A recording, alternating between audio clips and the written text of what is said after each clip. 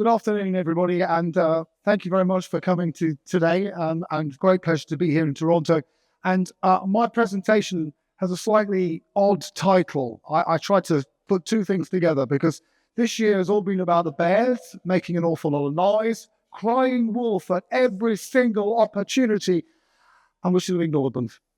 It's one of the great fake-out years of all time. So when I think about 2026 and I think about the opportunity set that we see here, do we need to ignore those bears crying wolf again, or should we listen to them at this particular point in time? But first of all, I want to give you something hot off the press. We at Franklin Templeton, we're very lucky that we have the biggest single investment manager survey on the planet. With 1.7 trillion, you'd expect us to do it well. We do it very well. And these are the results from the survey that was concluded just on Friday. So this is the first headline figures that we've got here. Now, you might at first glance think that doesn't look too remarkable. We're thinking rates will sit between 4 and 4.5% at the US 10-year level, and the S&P is going to do a nice kind of 9-ish% over the next year, pretty much in line with its earnings expectations. But in there is something much more interesting. We're looking at our last survey, we were looking for one rate cut. We were very right, just the one rate cut. Now we're looking for three. That means we're thinking and expecting curves to steepen quite significantly from here. For the 2 to 10s to blow out from 50 to 100. That's not blow out, that's kind of normal, really. But actually to move to that level signals a significant change in the structure for equity markets. We've been in this strange bifurcated world where US has all been about growth. The rest of the world's all been about value. Because guess what? It's been quite tough in the rest of the world. It's been hard to find those opportunities. We haven't seen, there is no Magnificent Seven in Europe. This steepening of the curve suggests that we're going to see broadening and deepening and widening of the opportunity set that you have for next year. And that gives you an opportunity in all asset classes as we see it. So we think this is a really interesting element and a really big change in our thinking from our managers at this point in time, and signals that movement from, if you like, a bifurcated, more difficult market where you could listen to the siren voices of the bears, to something that actually is a little bit more, well, shall we say, resilient, stable, where maybe we could just ignore the headlines on the front of the pages of the news on a regular basis and concentrate on the day-to-day. Let me move on. I'm going to bounce through lots and lots of graphics here, but we know the US is doing really well. We know that margins are rising. We know that the housing market is weak. We know that default rates are quite low. And we know that tariff revenue, unfortunately, is quite high. And we also know that there's a huge amount of money sat on the sidelines in the United States. I'll leave it to my colleague, Jess Schultz, to pull this a little bit more together. But I wanted to touch on the hyperscalers and just touch briefly on the issue that we have around AI, which is everybody's favorite talking point. And we know they are going to spend a lot of money, probably about $3 trillion by the time they're finished at the end of this decade. And we know that the returns on that could be quite significant. Is it money to waste, or is it money that will actually make a return? Our view is that this is not the most silly investment, because guess what? It's mainly coming from cash flow. Now, I know this doesn't include a lot of the other companies, and some of those companies like Oracle are doing it through debt. But essentially, this is a very strange industrial revolution. We're not having a huge load of debt as we've seen in the past, relatively speaking. So what do we have here? We've got actually decent EBITDAs, we've got no busts, we've got a variety of different markets, but inside all of that is a little word, which is utilities. There are 3 revenue streams. You're going to take all the advertising. You're then going to get your corporates to subscribe to that. And once they've taken that subscription, do you think you will ever get them out? That productivity gain that you take from that particular model will stay unless you change systems. The question I've been walking around Europe and the UK in the last year or so has been to ask people how many people have taken their mobile phone systems and moved from Android to iOS or iOS to Android. Put up the show of hands. How many people have moved in the last decade? I normally have one hand, but today I only have one hand. Once you embed a system into something, you don't change it. We've just said that, the whole room. We don't change our phone systems. It'll be the same. So there's a utility value to this product that we haven't seen before and perhaps we haven't valued. There's not much debt. But therefore, we need to address this question of, is this a bubble? So what I tried to do is I went back and I looked at all the bubbles. I haven't got great data for interest rate rising to 1637, please excuse me. We have got good data right across the board elsewhere. And all bubbles seem to have the same issue: money, mania, and markets. Money awash with liquidity. For various reasons, they change over time, but the markets are awash with liquidity.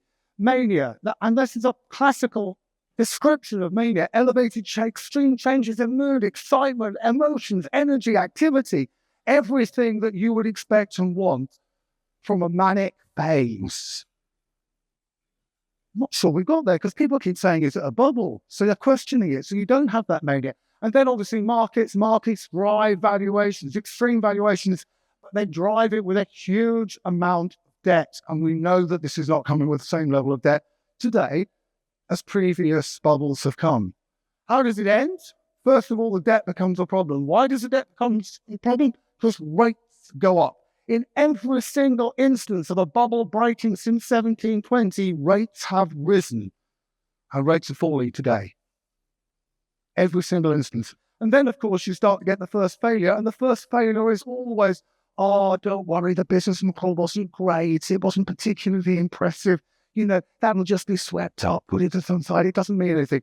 It's the first failure. You should listen to the first failure. Jamie Dimon's not wrong, he just looked at the wrong thing. Failure in auto business is not a failure in this business. Actually, there's nothing to do with it.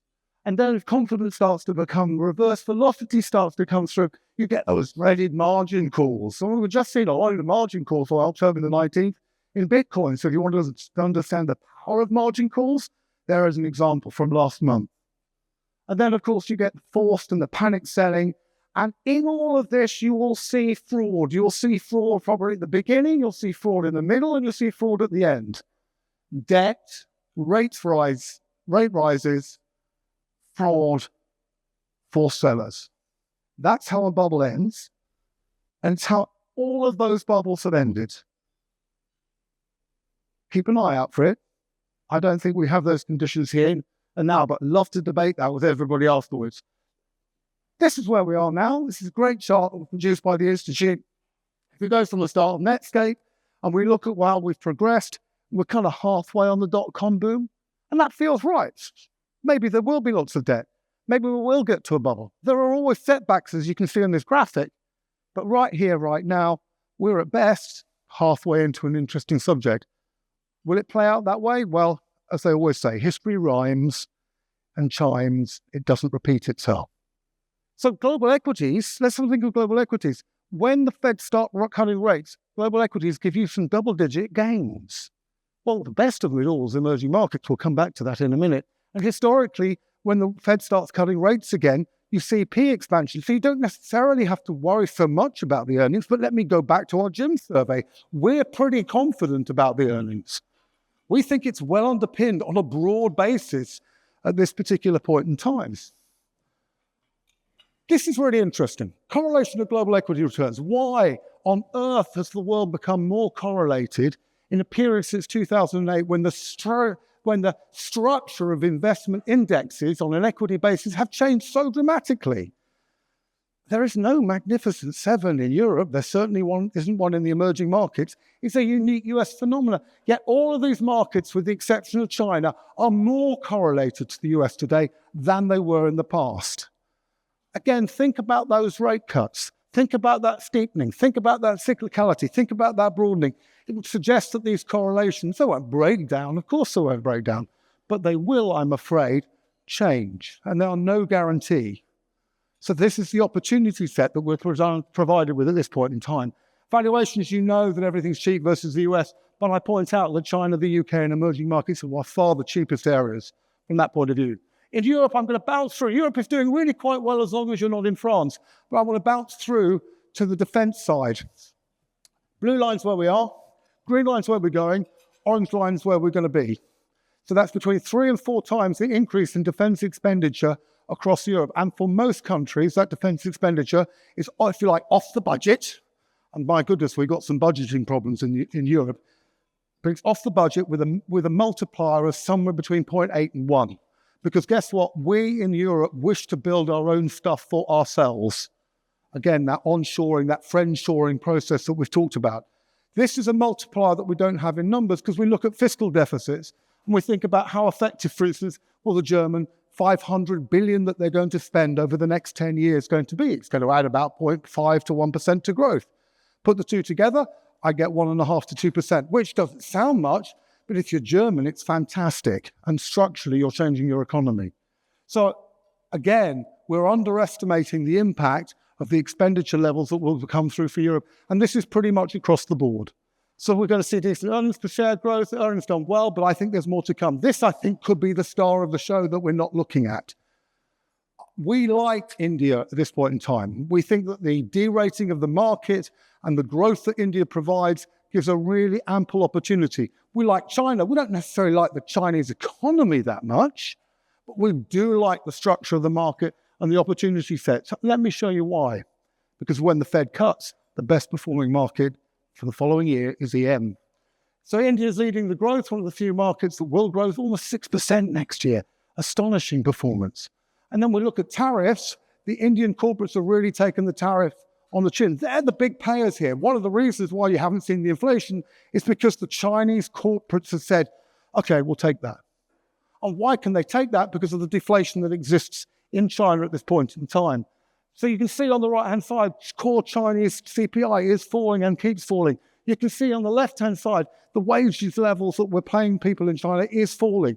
You can see, again, Chinese consumer confidence has never recovered from COVID, partially because of the problems of property, partially because people are just saving more, because they're worried about the fall in real wealth. That's a really big indicator, and that needs to change for us to change our domestic application to the economy. And then again, the Chinese budget situation against the Indian budget is really extreme. They are spending a lot of money. A lot of money. Makes your worries about fiscal problems in Canada look very small. We're going through 90% debt to GDP, and we will keep going at 6 to 8%. So the Chinese economy has got an issue about the consumer. And the Chinese economy does feel very deflationary and is prepared to export that deflation. Their anti-involution policy, which is a way of trying to get industries to merge, will take a long time to work. So we've got the Chinese exporting deflation at this point in time alongside labour participation rates. But yeah, better and more consistent growth in India. It is twice the price, I grant you, but I think the attraction of the domestic India and international China is quite clear from our perspective. I'm going to finish with a last little thing about the UK, and trust me, my Prime Minister would love to be your Prime Minister. My Prime Minister would love to have the problems of 40% debt to GDP ratio, the economy growing at 1.5%, because we've got 95% and we haven't got any money and we spend almost 10% of all government income on interest costs. We've got trouble here, and it's trouble that's been brewing for a long period of time. And we have a budget coming out tomorrow. The inflationary problem we have is the government's fault. We have more people working than they want to work. We have people actually making more, but unfortunately the output per hour has been falling because we've invested less. And we are probably going to continue to invest less, and unemployment will rise a little bit. Consumer confidence is okay, but our savings ratio is through the roof relatively because we're all scared. And the reason we're scared is because we think our government's going to put up taxes. It's quite a hole. But there is an opportunity. The government wants to grow a house building. It's not working. Real house prices are falling and are going to fall further and are going to get cheaper. If we can unblock the housing market, we'll start the growth process again. If we can start the growth process again, we'll start to get some more fiscal balances. But we are going to have a budget that is going to put up taxes more than any other budget, except the one last year, which you put up taxes more than any other budget, than actually the one 2 years before that, which put up taxes more than any other budget actually in the last 120 years. The amount of fiscal tightening that's going on in the UK is quite phenomenal. And therefore, even though the small board approach is not great, even though the markets don't particularly like it, they don't particularly like the people doing it either, the opportunity set in the UK is quite clear. It's cheap. If the government get their hands around the problem, then we will see a rally in gilts. We will see a rally in the UK market. I've shown you already it's the cheapest market, pretty much out there alongside China. And the small and mid-sized capitalizations have been battered. And again, if I come back to our GEM survey and I show you that, and I say to you that steepening of the yield curve is an opportunity in the SMIDs right across the board, and I show you then the UK, there is an opportunity here. So let me just conclude. We are seeing a broadening, deepening, steepening, and improvement right across the board. There is an opportunity in a number of places where people haven't looked or indeed have felt fearful. There's actually a broad set of opportunities that we see right across the board at this particular moment in time in a variety of different asset classes. And I will leave it very much to Michael Greenberg to talk you through our capital market expectations and beyond. Thank you very much.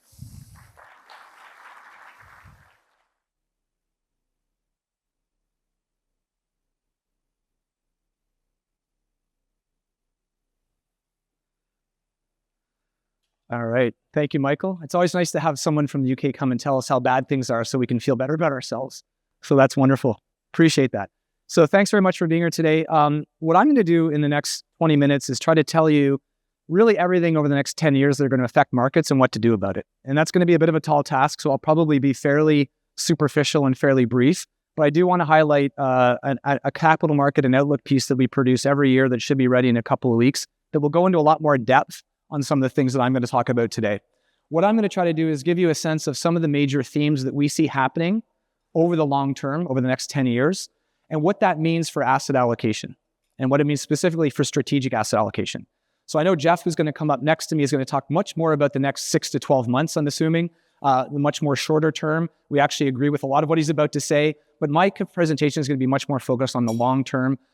Really good conversations to have with your clients, with your investment boards on how to set up portfolios more structurally, strategically, for what we think is to come in the coming years.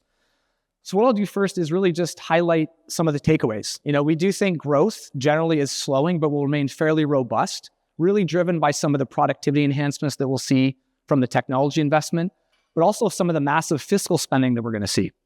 We think that's going to prove to be inflationary. So we do expect inflation to be a little bit higher than we've seen in the past, but still fairly anchored as there's some counterbalances with productivity enhancements, with technology, demographics that should keep inflation under control, but the risk of higher inflation volatility is real. I think the other thing we want to highlight is growth in the rest of the world will start to catch up to the US, which has been quite a different theme than we saw over the last 10 years. And that fixed income is going to be still a very important part of the portfolio, but we are going to want to look at some other asset classes to help us manage what might be a slightly different environment going forward. So maybe to start, what I'll do is go through 3 main themes. I'm going to go through them fairly quickly. Again, there's a lot more detail in our piece around these themes. I'll go through these 3 themes fairly quickly, and then I'm going to transition more to what this means, in our view at least, for asset allocation and strategic asset allocation. So the first one is economic nationalism and fiscal activism. So obviously some of the US first policies and some of the rhetoric coming out of the US government has really pushed other regions and other countries to be a little bit less reliant on the US, a little bit more resilient. That includes, improving their own supply chains, their own energy access, that sort of thing. And that is really going to be a key theme, I think, going forward, moving from not necessarily deglobalization, but maybe less globalization, more to regionalization. To do that, it's easier said than done. It's going to cost a lot of money. And that's really related to the second part of this theme, that's fiscal activism. Moving from an environment that was really supported by monetary policy, balance sheet, shenanigans, and all sorts of stuff into more fiscal spending is another key part of this. So one nice example of this, again, we're not going to come up here and tell you that, the US dollar is dead, that the US debasement trade is going to happen. But I think it's fair to say that nations, regions want to become less tied to the US and less tied to the US dollar, and to be a little bit more independent, whether it be their financial systems, their transactions, how they do transactions with other countries, payment systems, and things like that. And we see that as a good example of the last 20 years. If you look at global reserves, the US, very dominant as far as what reserves have been held, so over 70% held in the US dollar. Still fairly dominant, still well over 50%, but it's coming down. So within this trend, what we think is what we're going to see is trading blocks, different regions really focus in on trying to be a little bit less exposed to the US and to the US dollar, partly because we've seen the US weaponize a little bit their currencies. It's a stick that they'll use to make other nations do what they want. Obviously, some of the players out there do not want to be influenced as much by the US. So we think this is a trend that will continue. We think the US dollar and the US payment systems remain dominant, but probably a little bit less so. And this pushes us probably more to an environment of less globalization and more regionalization. So as nations, countries like Canada try to be less influenced by the US, we're doing things that are costing a lot of money to do that. So that really leads us into the fiscal activism part. And I think there's no better example that Michael highlighted, that I'll highlight it quickly here, is what's happening on defense spending. So we are a NATO member. We've pledged to spend up to 2% of our GDP on defense. We've not been doing that. Other nations have not been doing that either. So whether it's direct influence by the US pushing nations to spend more on defense as they don't want to be kind of the defender of the world anymore, or certain bad actors in certain regions subtly influencing that region to maybe you should spend more on defense because we're potentially going to be a little bit more aggressive in the future, we're seeing a lot of spending. And that, of course, when you see a lot of defense spending, I think Michael talked about the multiplier effect. A lot of technologies have come out of defense spending, the internet, things like that. So there is a flow through to the broad economy from this defense spending and fiscal spending. But also a lot of other areas. We can look at Canada as an example. We've listed some of the major programs that have been announced by certain countries, Canada as well, the various capital projects that we have planned, defense, of course, energy and other areas. These are all fairly growth positive. And this ties into what I talked about earlier is we don't see other nations' growth overtaking the US, but if you look at what's happened in the last 10 years with really the US being quite exceptional from a growth perspective, it's going to narrow. That's going to create some opportunities for some asset allocation that we'll talk about in a little bit. Now, the flip side of this is very easily said, but not so easy to do. Supply bottlenecks, higher deficits, higher issuance, potentially higher interest rates, steeper yield curves, higher inflation potentially, are all things that could be challenged by this fiscal activism. And we want to make sure we have some resilience in our portfolios to manage that. Now, it wouldn't be an Outlook presentation without talking about AI and technology, so we're going to do that here. I think it was well covered in the previous presentation. We agree, on the bubble front, this is a long-term capital investment spend, and it's something that has real tangible benefits from a productivity perspective. A good example is, we can look at Canada. I think everyone here knows Canada has a productivity challenge. So does Europe. The US has been a little bit stronger here. But a lot of the promise of AI, robotics, this technological investment, and CapEx is that it should increase productivity. It should help workers do more with less. It should allow countries like the US that have higher multiples support those valuations. And it should potentially unlock lower valued markets like Europe and even emerging markets as well. Now, again, the spending is massive, but the productivity enhancements are going to be very, very important. We do think that there's a headwind to growth going forward because of some of the demographic challenges that we have. The higher levels of deficits are all going to be headwinds to growth. We're going to need productivity and increased productivity to support earnings growth, to support the more rosy outlook that we have over the next 10 years for things like stocks and risky assets, which we'll get into. Now, it's not all rosy. There are downsides to some of this. One area that's been highlighted quite a bit is the potential for displacement of workers. And what this chart is trying to show is, I think you want to focus on sort of the left-hand side, the three colors on the left here. You probably can't read it from where you are, but the three left colors represent workers that are at medium to high risk of displacement from AI and from AI technologies. And it's in the hundreds of millions of people. Probably not going to take it sitting on their hands. So, the implementation of AI, the productivity realization that AI could bring is not without its risks. The risks are that it takes longer to sort of flow through, whether it be from some of the displacement challenges with workers and potential regulations that fall from that, or the other supply bottlenecks that we'll talk about around energy infrastructure and that sort of thing. Point being, though, we're fairly bullish on the technology. We think it's obviously a big reason why markets like the US, the NVIDIAs of the world have done so well, but we also do think it's going to start to permeate through the economy, not just within the US economy, but also spread out into other areas like Europe, like Canada, like emerging markets, and it should be supportive for equities and for valuations. That being said, it's not without its risks. So as I'll talk about in a little bit, we also want to make sure we're properly diversified and not over-reliant on this theme within our portfolios, and there's a few ways we can do that. So lastly, I want to talk about something probably a little bit closer to home for us in Canada, is the energy transition, commodities.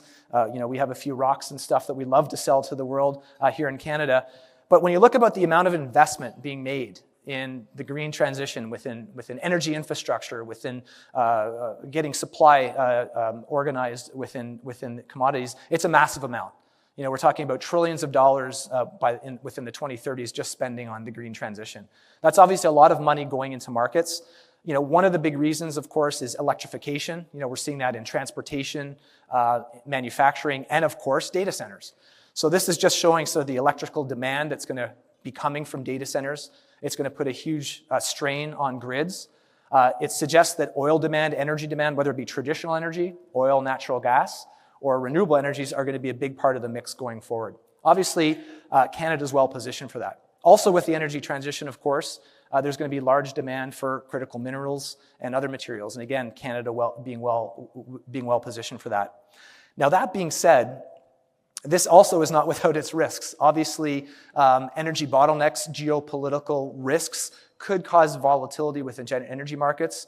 If demand outstrips supply in the medium or short term, we could see higher energy prices, which could cause inflation.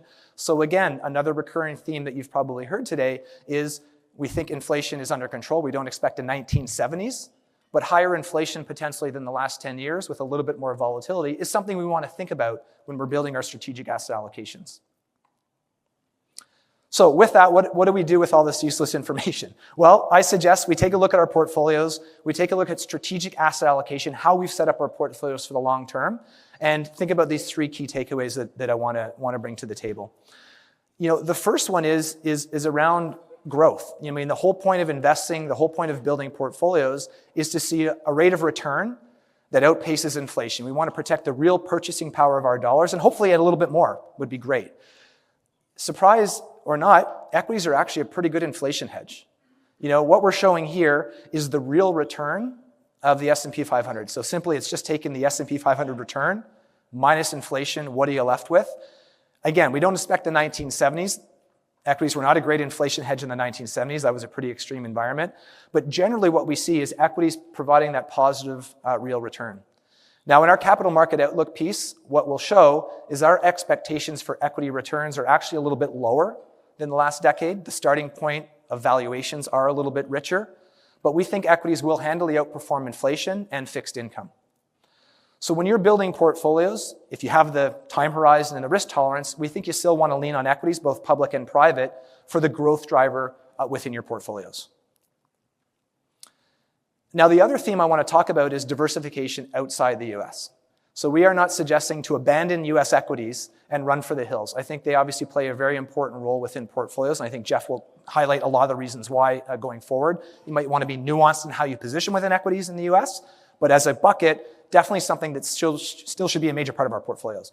But we want to start diversifying into other markets. So we would be recommending over the long term to start thinking about reducing US exposure if you're overexposed and looking at Europe, emerging markets, and even Canada. I think this year's been a really interesting case study. So this is just the returns of the Canadian, US, and European stock market year to date. And what's really interesting, not only that Canada and international has outperformed the US, but how it's done so. Let's look at what drove Canada. It's materials, and we know that's mostly gold. What's driven the European market? Industrials, banks, defense stocks. What's driven the US? Mag 7.